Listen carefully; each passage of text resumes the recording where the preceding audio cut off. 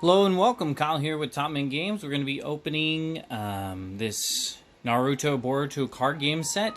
This is the third set that's out. Came out about a year ago or so. But actually, me and some others are just discovering this game, and it's pretty cool. I actually like this one. It uses the Chrono Clash system. It's pretty neat. Offers a lot of back and forth. You can usually do a couple things on your turn if your opponent has set you up to do so, and the more you do on your turn, the more you're going to set your opponent up to do on their turn. And it's, pretty cool. It uses characters from Naruto, Shippuden, and Boruto. And do forgive me on pronouncing some of these character names, but it's pretty cool. These are about, $15 to $20, and this comes with one deck, so you can play with this. There's set 1 and set 2 had some 2-player starter sets, essentially, where they each came with 2 decks, and then the 4th set is like this, where it also comes with just 1 deck.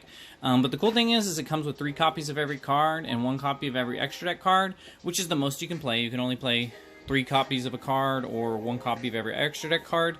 So literally, if you get this, it comes with everything in this set, a full play set of everything you need. So I'm going to go ahead and open this. Let's see. Open the top here. It doesn't come with rulebook or anything, but you're able to look that up online on their website. But if you do get set 1 and set 2, it tells you what all the symbols do and everything. So, decent packaging. It works. Like, you can hang it up on... but it also stands on its own pretty well, like if you got a couple of them, like in a display. So, I'm going to open this up.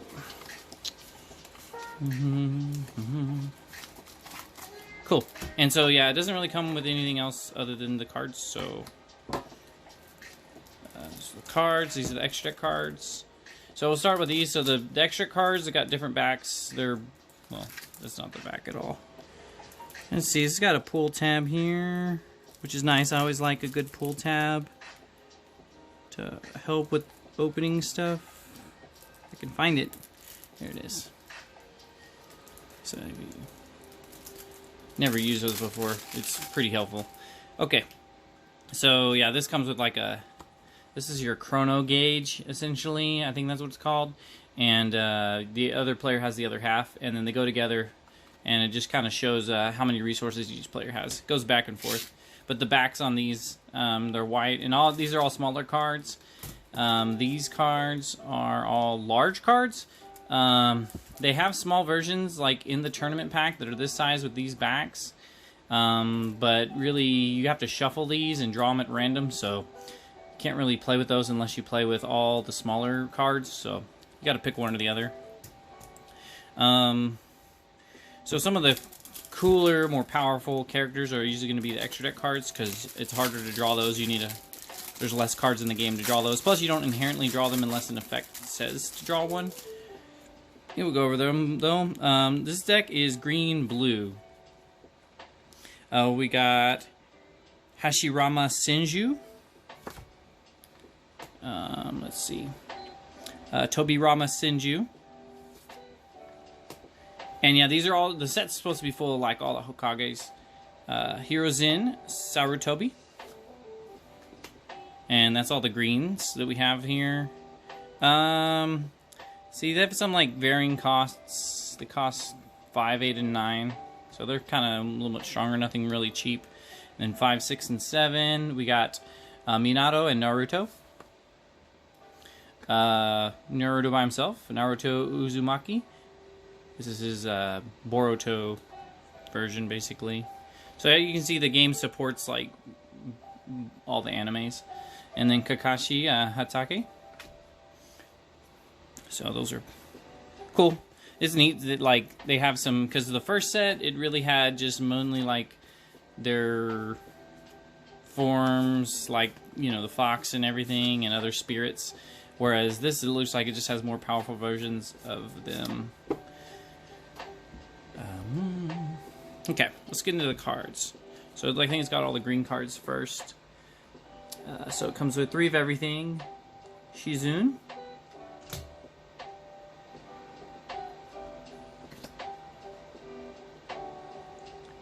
Chiriku. Chiriku.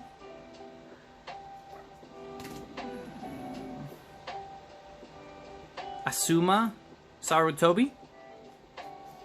And if you're not familiar with this game, I'm gonna, at the end of the video, I'll go ahead and go over the kind of the basics of how it works. It's a very simple game.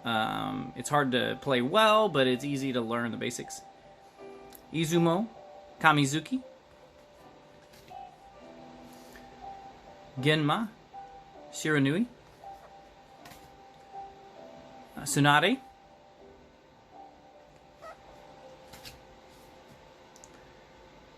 Tobirama Senju.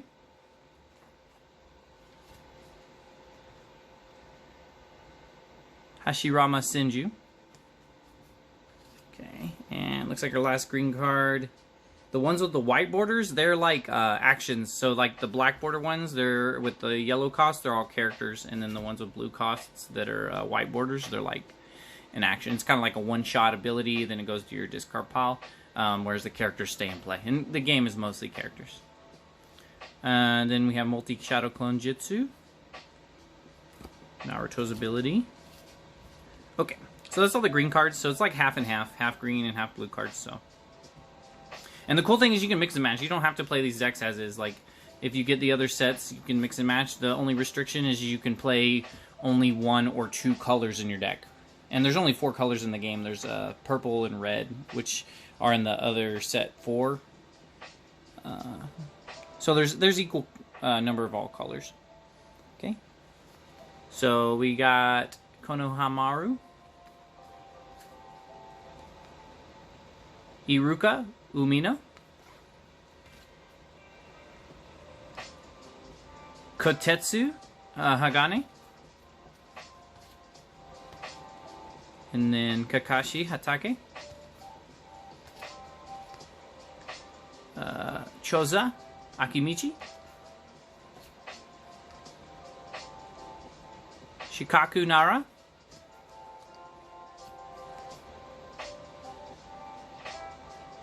Inoichi Yamanaka. Let's see. Hiruzen Sarutobi. And lastly, we have Minato Namikaze. And so these characters, it's pretty cool. Most of the game's characters. So your characters stay out and you get to use them over and over. But what you'll notice is they all have a number in the corner as their cost. So I think it was like in descending order. Yeah, it's like starting with the cheap ones, going to the expensive ones, and then same here, but they had that action in the back. So only one action in this set here.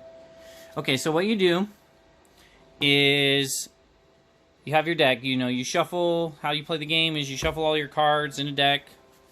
Make yourself a deck here.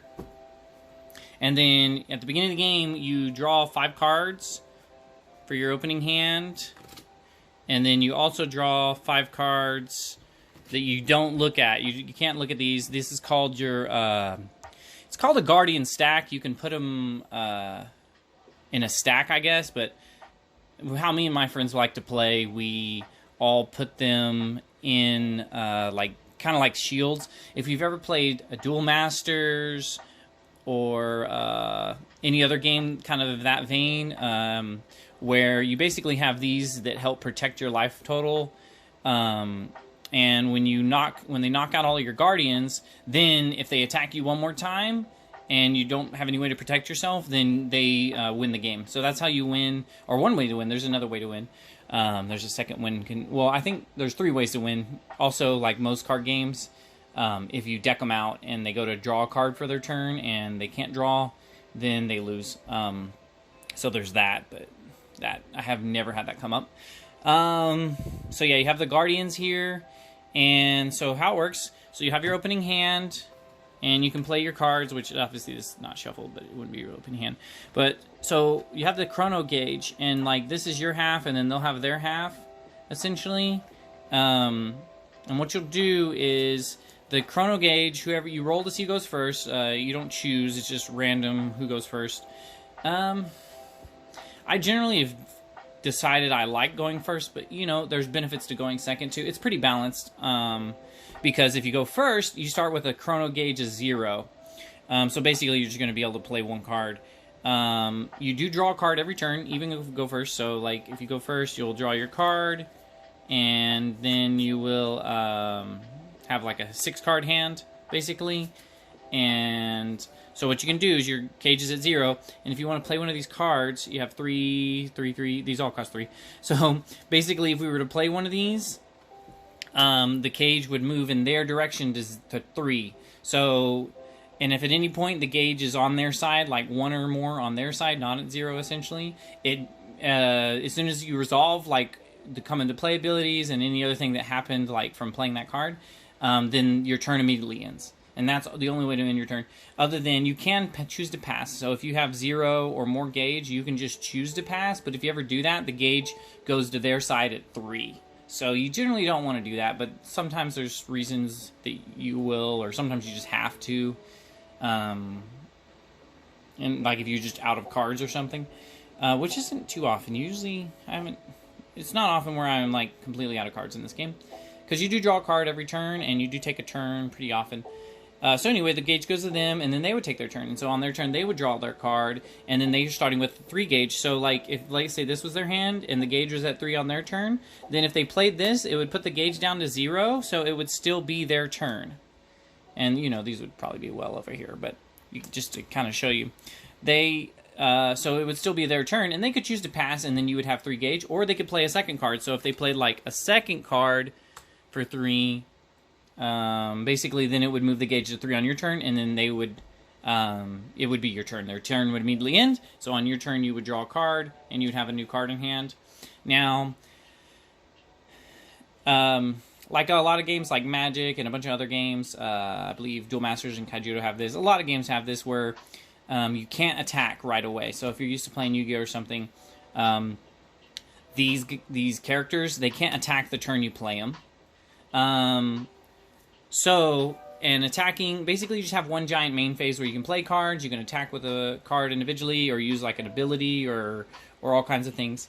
So let's say it's our turn, and we have 3 gauge here. So we could play a 3 gauge card, and it would immediately put it to 0, it would put it to 0, you know. But what we can do, so we could do that, and it would still be our turn. But either way, we probably, since we started our turn with this, we probably want to attack.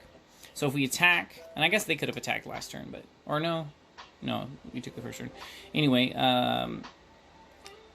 this can attack, and so what you can do is when you attack, you can either attack one of their guardians, or you can attack one of their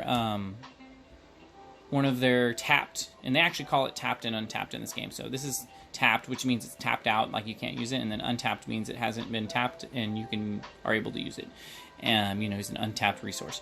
Anyway, if it's tapped, you can attack their other characters. So you can be like, my character textures, but if it's untapped, you can't attack it. But if it's tapped, you can attack it, or you can choose to attack one of their guardians. And some cards have a Sentinel ability, which I don't know if any do in this set. It has like these crossed swords. Oh yeah, here's one. See, that, and that's the interesting thing about this game, is that none of the, like, these are multi-language. Like, the only words on the card is the name, and then these are just symbols, and you just have, after a couple games, you memorize all the symbols. It's not too hard. And so, like, let me get one I can explain, because that's a newer ability I haven't actually looked at. But this one, like, this one is, oh, this is an action, so, like, it doesn't have any trigger conditions. Maybe there's a better example then.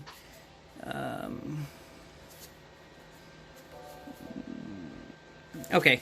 So, like, for example, Shizun here, she has Sentinel, which means if she's tapped, then they have to attack her before they can attack any of your Guardian stack. I mean, they could attack another character if they want, but she basically is watching over the Guardian stack when she's tapped, so they have to attack her.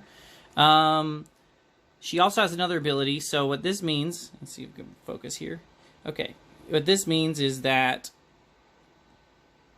the little arrow with the thing blowing up, that means when this card's destroyed. And then B means chosen, man, what's the word? Battler. That's what they're called in the game. Because it uses terminology for, they have other games, like there's a Godzilla game and a different game. But anyway, so what it means is when it's destroyed, chosen battler gains Sentinel. So what that means is that, like, if this is destroyed, then you can give something else Sentinel. So this is actually a pretty good card. Wow, it only costs 2. And then they have abilities down here, and this means a Guardian ability, which we'll get to in a second. But that means this triggers if they're attacked as a Guardian. It basically does the same thing. So that's cool. Like, they usually, like, do the same thing, either when they're destroyed or when that... Oh, no. Shodan Battler gains can't attack. Wow, okay. That's pretty good. So that's a nice defensive card.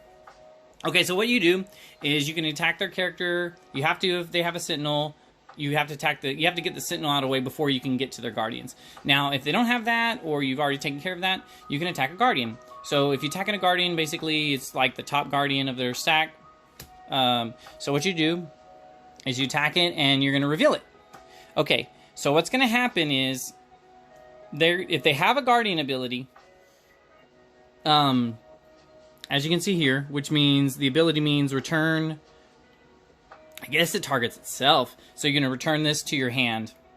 So basically they'll draw this card if you break this Guardian. But the other thing to note is if it's a Battler, which is the characters with a, I think it's a strength over here in the bottom corner where that 4 is. That's a strength of 4. So actually what you also do is you compare their strengths. So... you know, Kakashi has a strength of 4, and then he has it. And just FYI, this guy can't attack. So I know this is just an example, but he can't attack. So normally he wouldn't be able to attack. But let's just say he didn't have that. Basically, they would fight. And so since he has Iruka has 2 strength and Kakashi has 4 strength, Kakashi's not going to die. And this gets destroyed regardless. But he does have an ability to return it to his hand, so that would go to his hand. But normally if it didn't have that ability, like, let's say it was another Kakashi. So Kakashi doesn't have any abilities that trigger when he's a Guardian, so nothing happens there, but you would compare. And if it was 4 to 4, or like this was the Guardian, and you were attacking with the 2, the 4, it would get destroyed regardless. But then this would also get destroyed. So basically the Guardians kind of just jump in and block, and you don't know what it's going to be. Like, if it's an action, they usually, I think every action I've seen has an ability here. So you're always going to get at least something. Like, either it's going to get an ability here, or like, you know, it's going to be a Battler. So, like, if you have a really big one, like, if this one here, Tobirama Senju, is just hiding in your Guardian stack, like, he doesn't have any abilities here, but he's going to hit back for 7, so he's going to trade with a lot of things. So, anyways, that's how the game goes. It just goes back and forth. You know, if you're at 0, you can still play stuff. And, you know, if you pay a big, expensive card, like, let's say we're at 0, and, you know, because we played our... or we were at 3 or something, and then we used our 3 by playing a 3... or we played a 2 and went to 1, you know, it's still our turn. We can choose to pass, but since we're at 1, we could play a giant card, like, this card costs 8, and you could just play him. Like, you can play him turn 1. Like, that's a cool thing. Other resource games, you have to have resources. You can play the most strongest card in your deck turn 1, and if we played the 8 while we were at, let's say, 1, then it would put the gauge on 7 all the way on their side. So now they're going to have a lot of resources, and they could play multiple cards in a turn, because if they're at 7, you know, and if they play a 3, and then another 3, they're down to 1, it's still their turn, then they could play, like, then they could play an 8. And then, so they would play a 3, and an 8 on their turn, and then you would have 7 to work with. So, yeah, as you can see, the back and forth. I mean, usually when you play, ideally, you want to set... a general rule, this is definitely not what you do every time, but a general rule is you want to leave them with only 1 resource when they start their turn. But, you know, hey, if you're leaving them with 7, but you got this awesome card, then, you know what, it can totally be worth it. I found it's, like, pretty decent to, like, just slam something awesome turn 1 even, and just, like, you know, you give them a lot to work with, but they have to answer it, or if, you know, they aren't able to answer it and you take a turn with it and are able to attack, you know, it's usually pretty good time for you. So that's the game overall. You have your EX deck, which this also shuffles at the beginning of the game. You, like, shuffle it and, you know, let your opponent cut and everything, and some cards give you an EX. Let's find one that does. Like this one. Multi-Shadow Clone Jutsu says +1 EX. That means you draw an EX card from your deck. And now this is in your hand. And you can summon these. Now, these summon a little bit different, actually. Yeah, I should go over that. So, like, normally these use your Chrono to play. Like, it's going to move the gauge over to your opponent's side. Or closer to them. These, though, this one has a cost of 9, which means you basically have to sacrifice / tribute or whatever you want to think of it as. You actually destroy them, technically. So if they have a destroy ability, like her, she'll actually activate if you destroy with this. The rulebook does clarify that. Anyway, so you would have to tribute 9 worth. So if this was a 2 and you had a 8... you know, that's going to add up to at least 9, and so you would be able to tribute these off. And the cool thing is that these, let's say these have already been in play, and you start your turn with them, so you could attack with them, and then you could tribute them, you know, hopefully they survived. Not always the case, but then you could tribute them and then play this. And he's pretty good, because the cool thing about these is they have these little boots here. Not every EX, but most of the EXs have the boots, which mean they can attack right away. Oh, I should mention that other win condition. So, the other, you know, and he's usually they're usually pretty powerful. He has like 10 strength. He does a bunch of abilities. It's pretty good. So, the other way to win the game, which my only gripe about this is I haven't found this to be a viable strategy yet. But hey, you know, maybe as they produce more cards, we'll get to that point. But another way you can win is if you start... play with Guardian. So like again, if you just played it, it can't do this. But instead of attacking, what you can do is you can tap them, and then you can take a card from your hand and you can play it as a Guardian on them face down. So you'd like, this one's Guardian. And so then what they can do is it's a tapped creature, so they can choose to attack it if they want. And the fact that this also has Sentinel means that they would have to get over this. So maybe that's part of the strategy. I haven't found a way to execute it yet, but they would have to attack this before they can attack your Guardians. And so before they can attack this, though, they have to attack the Guardian that's on this. And when they do that, you know, it acts as a normal Guardian. Like if it has Guardian abilities that go off, they have to fight against this, then this is gone. Then they could fight against this. Now, they might realize that's a giant waste of time, which it usually is.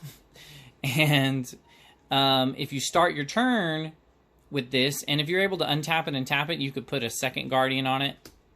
But anyway, at the start of your turn, you will discard all of the Guardians that are on this, however many it is, usually 1. And if you have multiples, you could have multiple, and this is called going on a quest. If you had multiples going on a quest, then they would all untap, and then if they untap with the Guardians, these are discarded to your discard pile, and basically you get a quest point for doing that. And if you at any point, you know, and that only happens at the start of your turn. So at the start of your turn, after you've gotten your quest points, if you have 5 quest points or more, I guess, technically 1 more. If you have 5 more quest points, you automatically win the game. So you don't actually have to ever attack their Guardians. So that's like a more defensive style. Like you could just not be attacking them. You could just send your characters on quests and then eventually win the game that way. So there's 3 ways to win. Either deck out your opponent, which I've never seen happen, win with the quests, or what happens most of the time is you knock out their Guardian and then do 1 final attack. But that's basically the basics of the Naruto Boruto card game. I hope you enjoyed this video. If you did, please give it a like, comment below if you'd like to see more, because me and some friends are really getting this game. It's very fun. It's a nice casual game because, you know, for just like $15 to $20, you get a playset of every card in the set. So it's actually a very cheap game compared to most trading card games. So it's a nice little side game. Like if you're really into trading card games and you don't want to start spending on a whole extra trading card game, you know, if you just want a little something casual, it's going to be very cheap to play with your friends. It's a very fun game. Like I actually really do enjoy the gameplay, trying to build new decks so that I can see the potential for it, because I'm still on the hunt to see if I can make a quest deck viable. So anyway, if you do have comments or questions about this game, just please leave them below. And this is Kyle with Top Mint Games. If you want to buy or sell cards, you can check out our website, topmintgames.com. It'll be in the description below, and we'll buy your cards. If you got like Pokemon, Magic, or Yu-Gi-Oh, you can, if you're local, you can meet up with us. And then also, if you're elsewhere, you can always ship us your collection, and we will go over that and make you an offer. And if for some reason you don't like our offer, we'll ship it back for free. You can contact us in the description below. And thank you so much for watching.